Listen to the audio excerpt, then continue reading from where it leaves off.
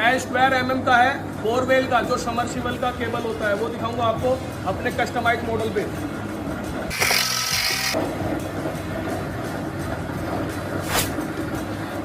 ये देखो दोस्तों,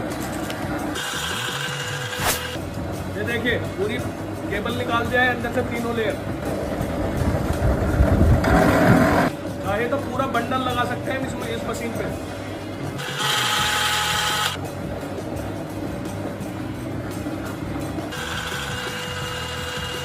ये देखो दोस्तों कॉपर, एक और है, इसको भी निकाल कर दिखाते हैं।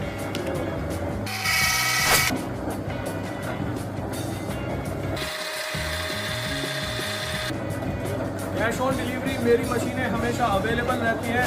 चैनल को लाइक और सब्सक्राइब जरूर करें दोस्तों। धन्यवाद दोस्तों।